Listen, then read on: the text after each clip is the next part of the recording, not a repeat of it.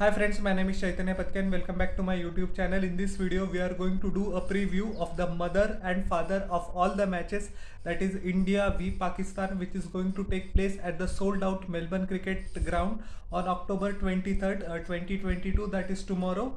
A lot of excitement in the air in both the countries, as you would expect. 160 crore people will hold their breath for a span of more than 3 hours. As we know that this game is a big cash cow for both ICC as well as the respective cricket boards. And yes, due to last year's defeat, that has been an added incentive for the fans to tell Indian players that this time we have to get the revenge. But I don't think that the players will play with that mindset. Yes, but that defeat must have hurt all the players who took part in it, and they will surely be looking to return the favor to the Pakistanis. As far as Pakistan is concerned, they will be pretty much confident, but the logic says that Team India starts the favorite, as well as my heart also says that we are the favorite into this game. But it will be foolish to count out Pakistan, because as we know, in the last T20 World Cup, they smashed us, a humiliating defeat for Team India by 10 wickets. After that, we came back into the Asia Cup. We in the first game, that the Super 6 game, 148 run target, we chased it, that too in the final over, due to the brilliance of Hardik Pandya. Then in a must-win game, Pakistan defeated us in the Super 4. So for the last three T20s, actually Pakistan have won two. As I said, I used the word, it will be foolish to count them out. Pakistani bowlers and Pakistani batsmen have a great feel for the occasion, and what greater game than India to prove their worth. If you do well, you are that at the top of the world. If you do badly, you are put to soul. That applies to cricketers of both the countries. I would say it is 65-35 in favor of India, considering all the factors, that is bowling, batting and fielding, and the current form. But yes, it promises to be an enticing contest. First of all, we will analyze the Indian team. The top order and the batting is sorted as usual. Rohit Sharma will open with KL Rahul, with Virat Kohli coming in at number 3, and the best T20 batsman in the world, Surya Kumar Yadav, coming in at number 4. Now my only concern is with Rohit Sharma, because it is a very unique case, and as I mentioned this point in my previous videos as well, that Rohit Sharma for the past couple of months is in tremendous nick. He is in great nick, but the template that he is trying to employ after last year's defeat in the T20 World Cup is that he tries to grow very hard in the first 6 overs. Now his approach is very commendable, but he has to find that fine balance between attack and when to defend certain deliveries and give respect to the Pakistani bowlers. In the Super 4 game, if you remember, he hit Naseem Shah all over the park in the first over.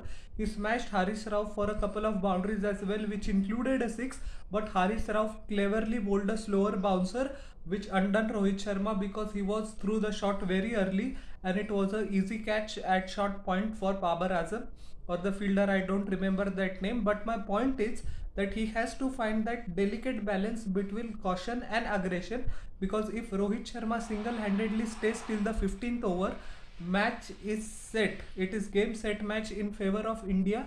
So he has to play a little bit. I'm not using the word cautiously, but he has to play carefully and attack selective balls. Or even if he decides to go after each and every delivery, he has to play on merit. As far as Virat Kohli is concerned, he's in prime form once again. He showed his appetite for runs against Australia as well after the Asia Cup. And what can I say about Surya Kumar Yadav, the best T20 batsman in the world currently? Doesn't play 180, but plays 360. So it is quite good for his confidence as well. And Rohit Sharma mentioned after the T20 World Cup that there is a need to increase the tempo, and that tempo should be carried on in the middle overs as well. And who better than Sky to employ that? As far as lower down the order, Dinesh Karthik has got the preference instead of Rishabh Pant. It is very difficult for Rishabh Pant to break into it, but I think the selectors and team management have taken a bold decision, but a correct one. Dinesh Karthik form is very good for the past 3 to 4 months, and he has proven for India as well as RCB. So he deserves that chance. A little bit, Hardik Pandya will be the most important player. Make no doubt, make no hesitations or issues about it, because if he bowls 4 overs, especially 2 or 3 overs in the middle overs, and over after the power play, so that will set the tone of how our bowlers proceed. With which spinner Team India goes? Will it be Yuzvendra Chahal? Will it be Akshar Patel? Or will it be experienced Ravichandran Ashwin? Now that is up to the team management. I would always prefer an attacking option. I will go with Yuzvendra Chahal. But Ravindra Jadeja's like for like replacement has been Akshar Patel, and he has been brilliant form with the ball as well. So that is an added dilemma for the selectors, who to choose. I think Ravichandran Ashwin will unfortunately miss out. But if Ravichandran Ashwin can be a good option, if the team management considers that the Pakistani top order has got a lot of left-hander as well as the middle order, and we know across formats Ashwin's record against the lefties is impeccable to say the least. So that is a bit of a dilemma for the selectors. As far as fast bowling stocks are concerned, Bhuvneshwar Kumar and Arshdeep Singh are certain to start. It will be interesting to see who the team management goes with. Will it be Mohammad Shami, or it will be Mohammad Siraj?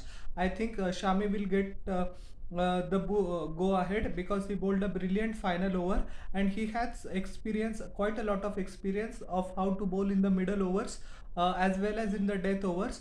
And one added advantage of Mohammad Shami is that his seam presentation is very good. So when the ball hits the deck, there can be movement. Seam movement, whether the ball comes in, jacks back in, or it goes out. So that will be an added advantage. And despite the fact that Mohammad Shami is actually approaching 34, his speed is constantly upwards of 142 to 145 kmph, which is always handful in the Australian conditions. So I think our weak link is bowling, obviously. But if our bowlers make the use of the dimensions of the ground, it will be pretty handy. And if they choke the Pakistani batsman in the middle order, that will be pretty interesting as well, because as we know that the Pakistani middle order is not performing up to expectations, is documented now, and the whole cricketing world knows that problem. They will be under tremendous pressure, and it is easy to for cricketers to say that we don't look outside, we don't read any newspaper, we don't listen to the outside noise or clamor that is going on, the media frenzy. But actually it is very difficult to avoid that. So the Pakistan batsmen actually have never, the middle order especially, have never faced such an occasion. If you remember, in the last game of the T20 World Cup, which we unfortunately lost by 10 wickets, neither a single Pakistani middle order batsman was tested, because India unfortunately couldn't took a single wicket. Babar and Rizwan just smashed us, and we have to give credit where it is due. But my point is that their middle order wasn't tested in that World Cup game. Although Mohammad Nawaz took the game away from us with his brilliant cameo of 42 of 20 odd deliveries in the Super 4 game, rest of the batsmen, which includes Khushdil Shah, Asif Ali, are not in the greatest of forms. Actually, Shan Masood has been scoring quite a few runs, but not at expected strike rate. So that is the criticism. Now coming back to the Harshal Patel can be an option as well. His cutter, slower deliveries. Actually, he bowled the penultimate over against Australia in the warm-up game pretty nicely. But I think Siraj, Arshdeep, and Bhuvneshwar Kumar will get a go. Yuzvendra Chahal, Akshar Patel if they decide to, but I don't think they will employ a lot of spinners. Now coming to the Pakistani side, their top order is one of the best in the world. The opening duo between Mohammad Rizwan and Babar Azam, it is crucial for India to get them out. That's exactly what Bhuvi did in the Super 6 game, and Pakistani middle order collapsed. So actually their bowling is their strong suit, I would say. But I will come to that in later seconds. Mohammad Rizwan predominantly plays towards the leg side, so our bowlers can trap him outside the off stump, or don't give him much width outside the off stump, just bowl stump to stump or that fourth stump line, that nagging line. As far as Babar is concerned, he isn't been in the best of forms. but we can never count out his class. So a short ball can be a good option. As far as number 3 is concerned, Shan Masood had showed glimpses of his talent against England as well, but as I said, that his strike rate is a problem. The famed issue of Pakistani middle order, Khushdil Shah, Asif Ali, they have to perform. There has been a lot of outside noise that Shoaib Malik should have been selected instead of the two, that is Asif Ali or Khushdil Shah. But selector Mohammad Wasim triumphantly said no, that we don't want Shoaib Malik in our plans. So there will be an added pressure for those two to prove themselves. As far as Pakistani fast bowling is concerned, it is one of the best in the world. Naseem Shah, Shaheen Shah Afridi bowled a couple of overs in the game against Afghanistan. In the game against England as well, he actually looked pretty good. In the game against Afghanistan, a ball hit the toe of Rahmanullah Gurbaz. So it is safe to say that he is back to his menacing best, as we know that he missed the 7-match T20 series against England at home, and also missed the tri series in which Bangladesh and New Zealand took part along with Pakistan. Pakistan lost in the final against New Zealand on 14th of October, but that is besides the point. Haris Rauf is the one to watch out for, despite the fact Shaheen Afridi made a great comeback, because my focus is on Haris Rauf, because he has played for his Melbourne franchise there for 2 to 3 seasons, and he knows the conditions uh, very well. So how to counter Haris Rauf will be another issue for the Indian batsman, which I'm sure the team management is plotting for that. And as far as spinner is concerned, all-rounder Shadab Khan, which his batting has also improved leaps and bounds, but his primary playing skill is the leg spin. He is a pretty decent leg spinner in his more than decent leg spinner in his own right. He has a lot of variation up his sleeves, the googly, the slower ones, the one that which goes the other way. The other leg spinner in their squad is Usman Qadir, but I don't think he will get a game.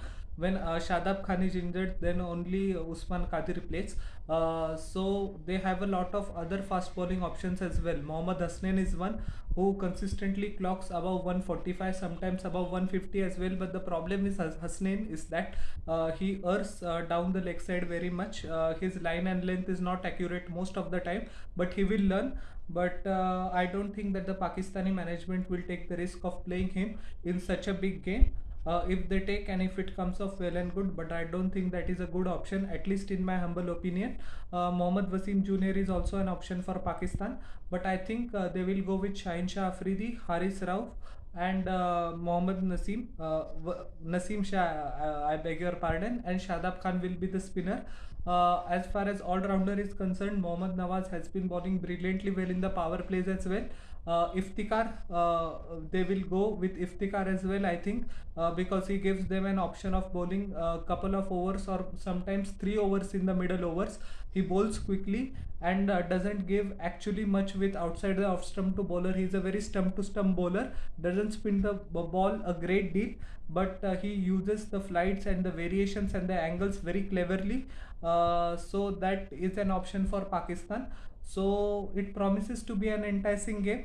There was a lot of threat, I beg your pardon, of rain playing spoil sport, but now it is understood that the clouds actually have withered away, and there is still a possibility of rain, make no mistake about it. But many people were saying that the game can be washed off, or it will be a truncated affair between 5, 6, 7, 8 overs. That won't happen. We will get a full game, and even if we don't get a full game, at least 15-16 over game is a possibility.